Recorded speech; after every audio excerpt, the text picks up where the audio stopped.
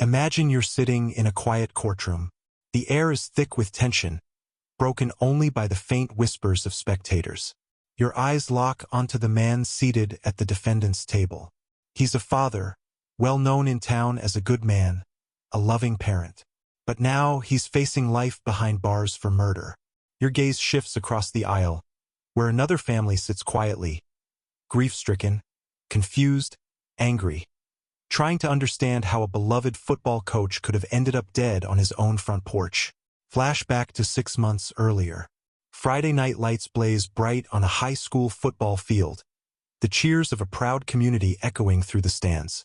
Coach Steve Reynolds smiles proudly from the sidelines, guiding the team as he's done countless times before. Parents applaud, kids celebrate, and among them is Adam Collins, a 14-year-old rising star, talented, respected, with his entire future seemingly ahead of him.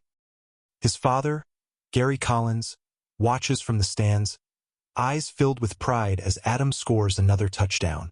But what nobody sees, what nobody can even imagine, is that Adam's innocent smile masks a terrifying secret, one he's desperately hiding from the world, even from his own father.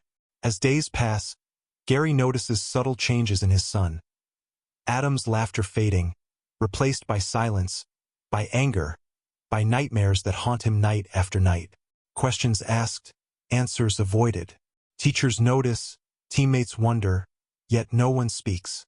Until one night, behind a locked bedroom door, Adam finally breaks down, revealing a horrifying truth. A betrayal so profound it will tear apart 2 families, shatter a community, and push a once gentle father to commit a crime that would shock everyone who knew him. Tonight, we uncover the hidden world of trust betrayed, secrets buried, and justice blurred. This is the story of how a father's protective love transformed into deadly vengeance. Wait, before you see this insane story, drop a comment right now and tell me where you're watching from. And if this video shocks you, trust me, it will. Smash that subscribe button and hit the bell because we drop even crazier videos every week, and you don't want to miss them. The town of Riverdale was the kind of place you'd call perfect, lined with neatly trimmed lawns, neighbors greeting each other warmly on Sunday mornings, and children riding bicycles freely through its safe streets. Here, everybody knew everybody, and trust was the glue that held their small world together. At the heart of Riverdale's pride stood Coach Steve Reynolds, an admired and beloved football coach. Charismatic, charming, and respected by both parents and students alike, Coach Reynolds was considered a hero in this community. A man celebrated for leading the Riverdale Tigers to countless victories and shaping promising young athletes into confident young men. But among these young athletes was Adam Collins, a quiet, bright-eyed 14-year-old whose talent on the football field promised a bright future. Adam was known as shy yet fiercely dedicated. His father, Gary Collins, watched each game with immense pride, seeing his son blossom under the guidance of Coach Reynolds, a coach he trusted deeply. Gary was the kind of father every boy wished he had: devoted, supportive, a gentle giant with a heart as big as his frame. After losing his wife early in their marriage, Gary had dedicated every breath of his life to raising Adam, determined to give him the safest, happiest life possible. But all that changed one cold November evening when police sirens pierced the calm streets of Riverdale. Officers arrived to find Coach Steve Reynolds, Riverdale's beloved local hero, dead, lying motionless on his front porch, the victim of a brutal attack. And standing mere feet away, covered in blood and with eyes filled with fury and anguish, was none other than Gary Collins himself. The community was stunned. The media exploded in disbelief. How could this gentle, respected father become a cold-blooded killer? How could a trusted, revered coach become the victim of such a violent crime? The answers would soon unravel, exposing secrets hidden behind closed doors. Truths so devastating, they would force an entire town to question everything they believed in. Tonight, we'll take you deep into the heart of this heartbreaking tragedy, revealing every shocking detail and painful truth. What lengths would you go to protect your child? Could murder ever be justified? Gary Collins wasn't just a father. He was Adam's hero. Their relationship was a rare kind, built from a shared loss, fortified through countless nights watching old action movies, Sunday morning pancakes, and endless conversations during long drives home from football practice. To neighbors and friends, they were more than just father and son. They were a team, inseparable, deeply bonded by love and trust. Gary worked as an electrician in Riverdale, a hard-working single parent whose hands were worn, but whose heart was always gentle. His entire existence revolved around giving Adam the kind of stability he never had growing up. He was a constant presence at every game, every practice, every parent-teacher conference, determined to show his son that he would never have to face life alone.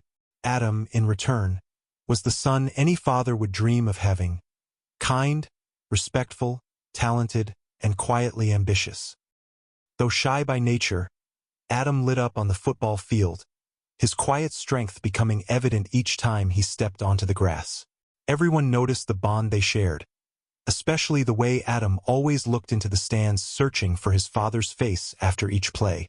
And then there was Coach Steve Reynolds, whose presence in Riverdale was as significant as the landmarks themselves. Steve had grown up right in town.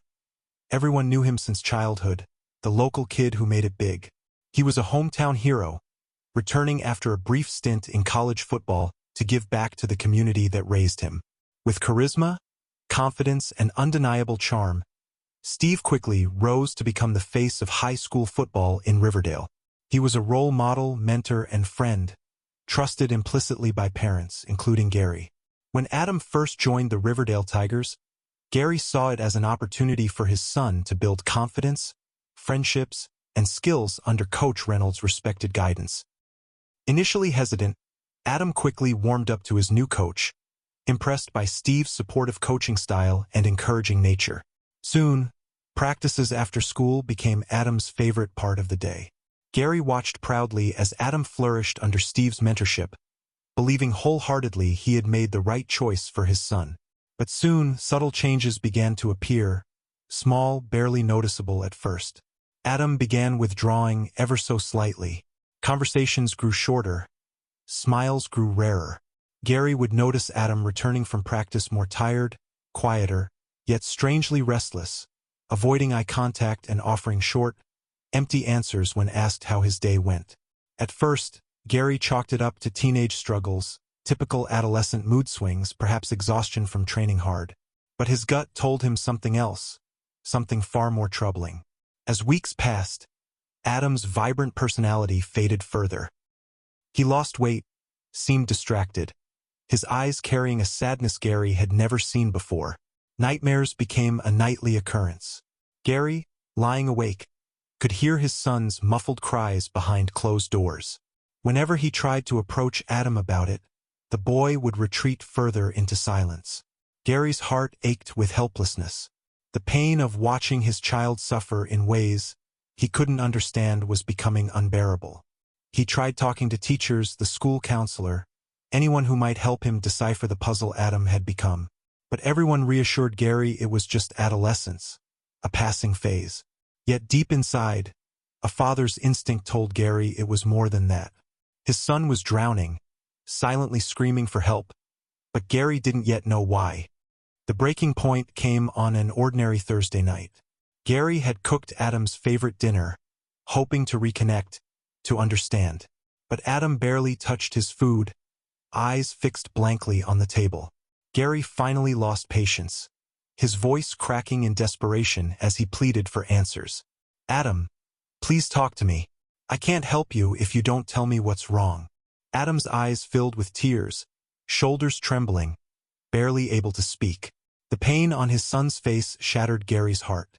Slowly, painfully, Adam finally opened his mouth, uttering words that would change everything. "It's Coach Reynolds. Dad, he's hurting me." Gary's blood ran cold. Every protective instinct inside him surged violently.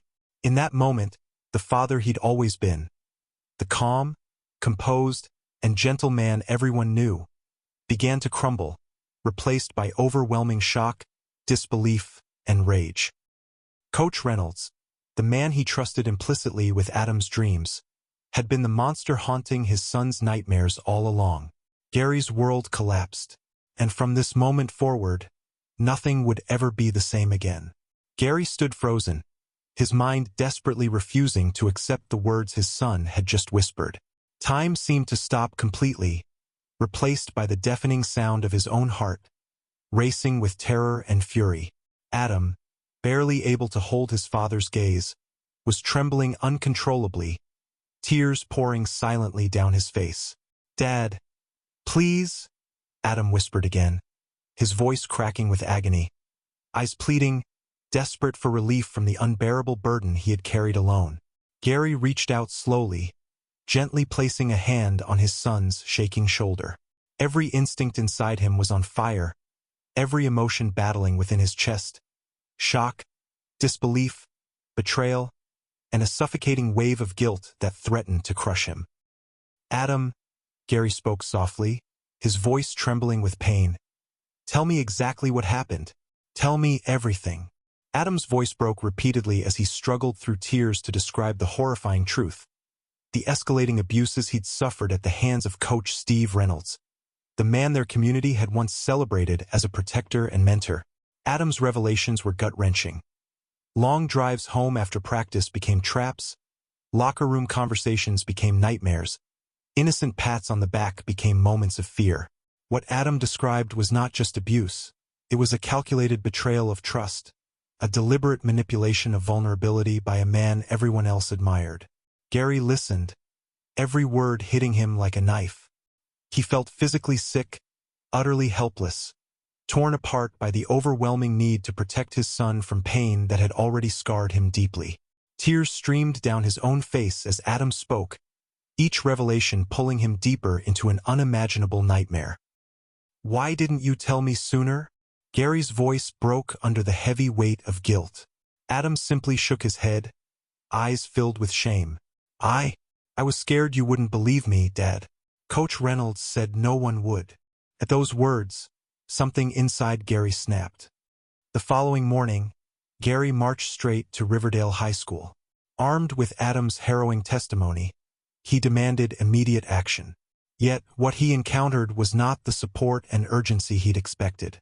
School officials initially dismissed his accusations, almost defensively protecting Coach Reynolds, emphasizing the coach's impeccable reputation and years of community service. They suggested that perhaps Adam had misunderstood, or worse, that Adam might be exaggerating for attention. Gary was horrified.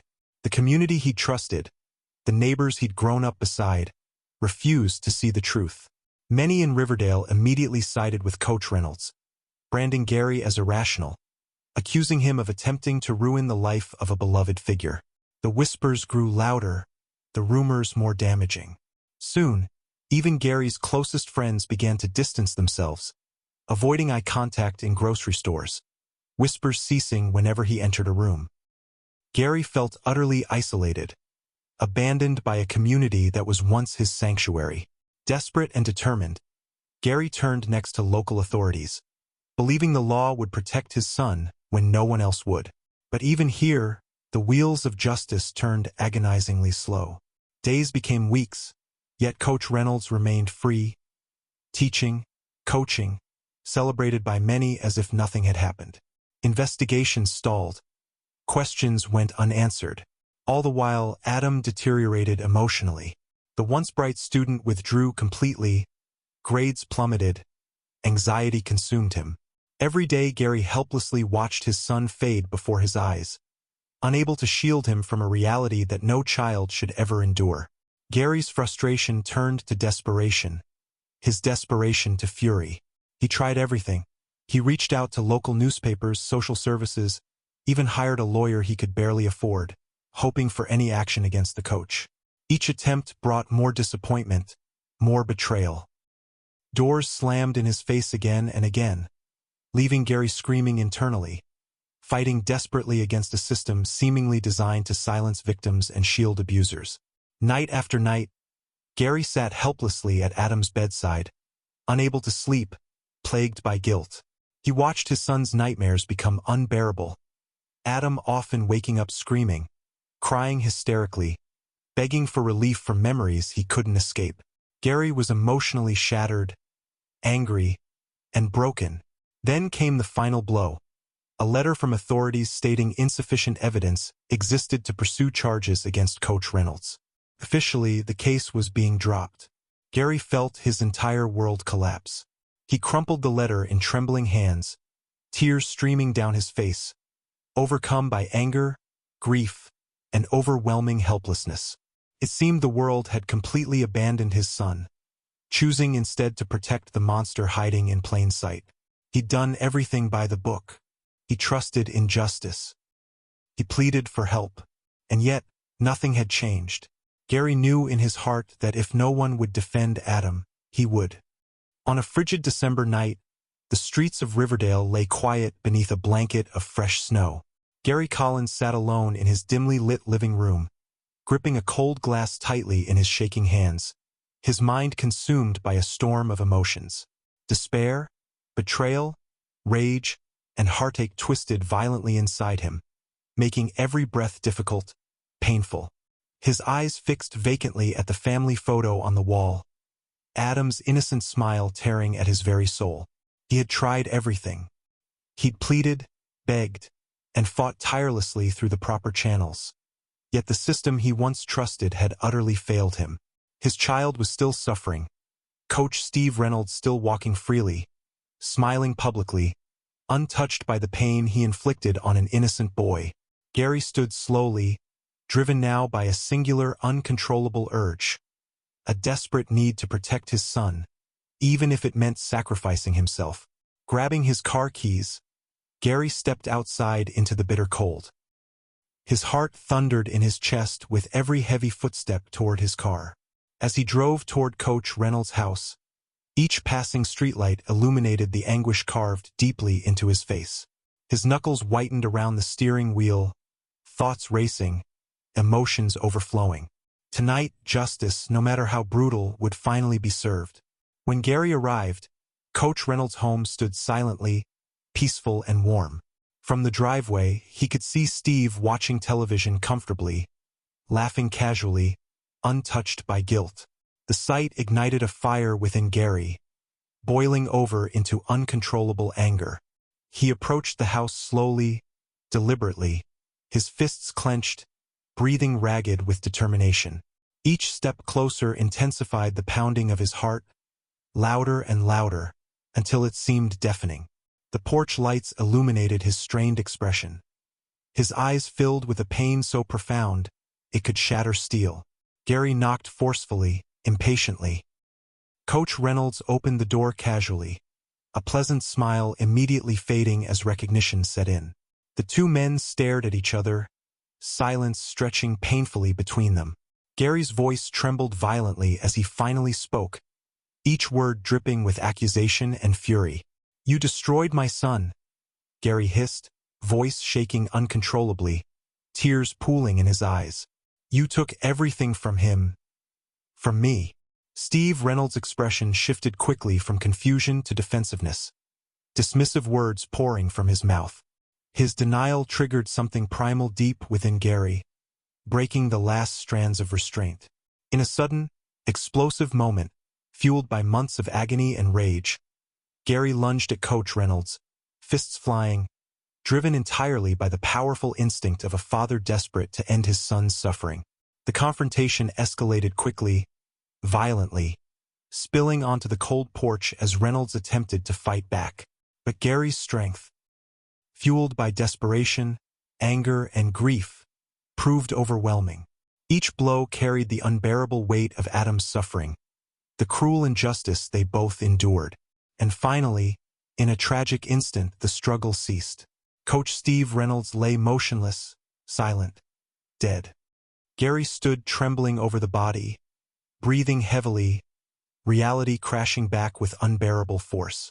Bloodied hands shaking, he staggered back, overwhelmed by grief, regret, and the devastating truth of what he had just done.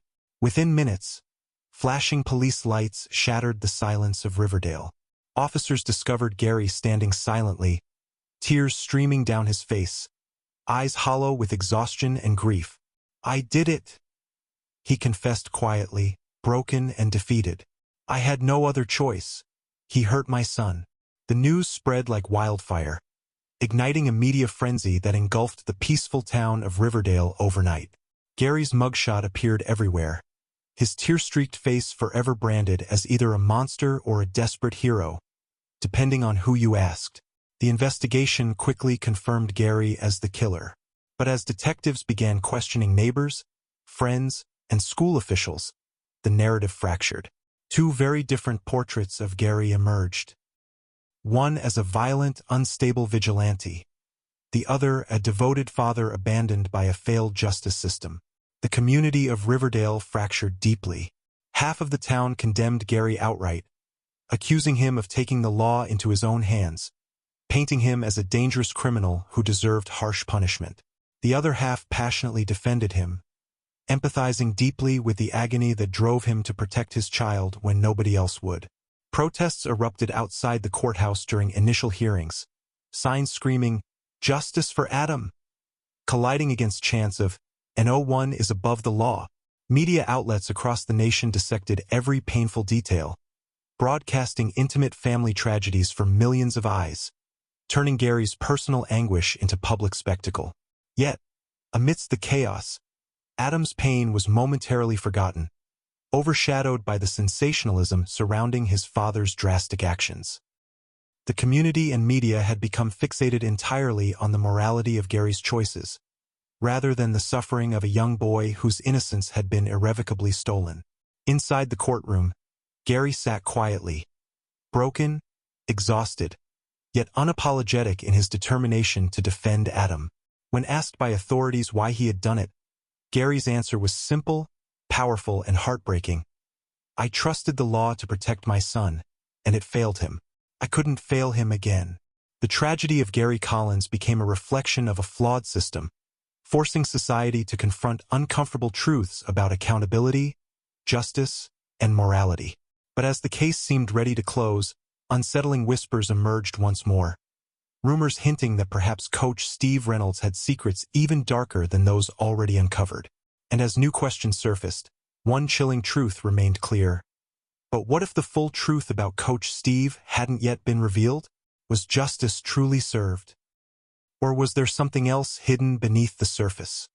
The courtroom was packed, tension hanging heavy in the air like a storm about to break.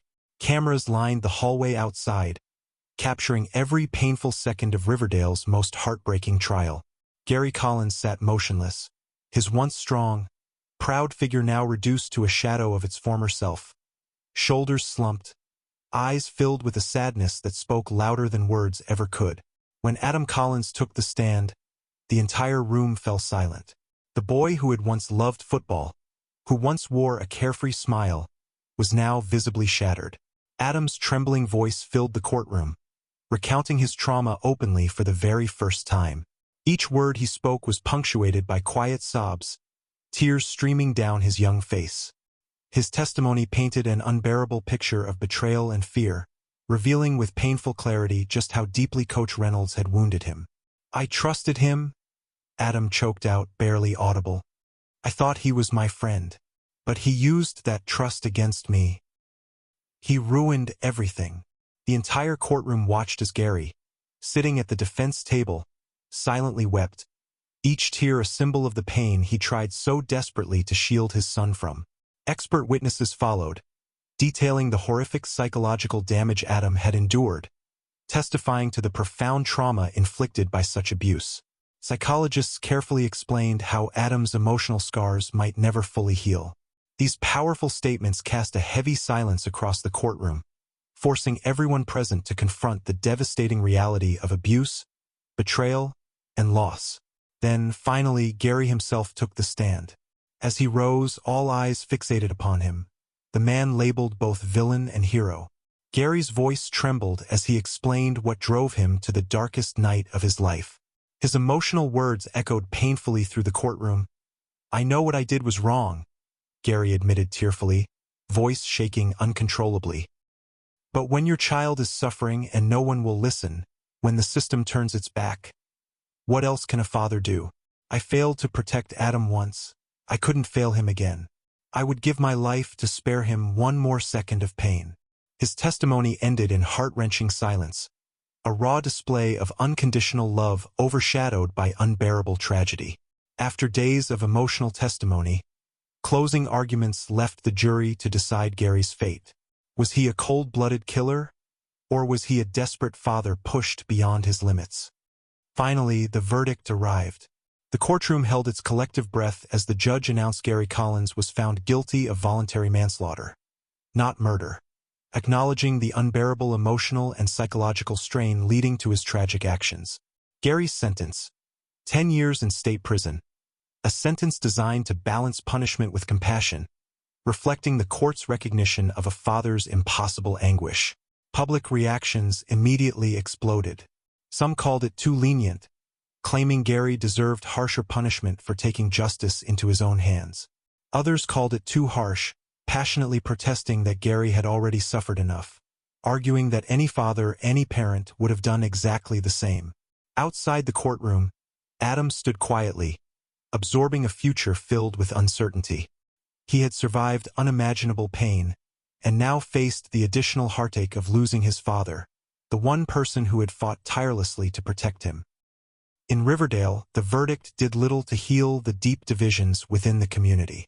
Neighbors who were once close friends remained bitterly divided, each side clinging fiercely to their version of justice.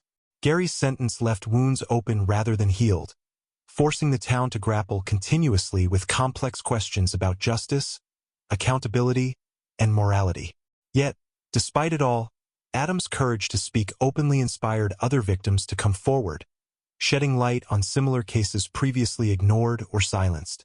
But even as the community slowly awakened to uncomfortable truths, one undeniable fact lingered heavily: the cost had been unbearably high. In prison, Gary sat quietly, haunted every day by the irreversible consequences of his actions. He carried the painful knowledge that he'd chosen to sacrifice his freedom for his son's safety. He lived each day torn between guilt for what he had done and a fierce belief that he had no other choice. Meanwhile, Adam began therapy, struggling daily to rebuild a life shattered by trauma and tragedy. The love of his father was now distant yet ever present, a reminder that, despite everything, he had never been alone. The trial ended, but for Riverdale, for Gary and Adam Collins, the emotional verdict would resonate for years, perhaps forever. This tragedy left behind lingering questions, wounds yet unhealed, and perhaps, most haunting of all, the realization that true justice may never truly be served. As the dust settled, and the national spotlight gradually faded from Riverdale, one haunting truth lingered heavily in the hearts of everyone involved. Justice, in its purest form, remained painfully elusive. The actions of Gary Collins ignited a fierce debate, forcing society to confront an uncomfortable question. What happens when a desperate father feels he has nowhere else to turn? Was Gary Collins truly a villain, a dangerous vigilante who deserved the harsh judgment of the law, or was he simply a father, pushed beyond all limits by a system that had abandoned his child? Gary's story challenges our very understanding of justice and morality. It forces us to question whether our legal systems are truly equipped to handle cases of abuse, cases where power, reputation, and public trust silence victims before their voices can be heard. And what about Adam Collins? What happens to victims once the headlines disappear? Adam's scars, though invisible, run deep, and his healing process will last far longer than any court case or prison sentence. Survivors like Adam face a lifetime of emotional trauma, struggling with isolation, fear, and shame, all while a community debates morality from the comfort of distance. Gary's story is not just about revenge or violence. It's about desperation, betrayal, and an overwhelming failure of institutions meant to protect our most vulnerable. This case lays bare the painful reality that sometimes, even in peaceful communities like Riverdale, justice can fail. As you reflect on this tragic tale, ask yourself honestly, if you were Gary, watching your own child suffer helplessly while the world around you turned away, what would you have done? Can you condemn a man whose only crime was trying desperately to protect the son he loved? Gary Collins may have broken the law, but did the system break him first? Deep reflection question: was Gary a villain, Or simply a desperate father, left with no other choice? Now, the story is yours to consider. I invite you to join the conversation, to share your own thoughts and theories about this heartbreaking case. After hearing every painful detail, do you believe Gary Collins' actions were justified? Or did he cross a line that should never be crossed, no matter the circumstance? And perhaps most importantly, how could our justice system better respond to cases like Adam's? Cases filled with trauma, power imbalance, and hidden abuse, to prevent tragedies like this from ever happening again? Leave your thoughts in the comments below. I genuinely want to hear your perspective.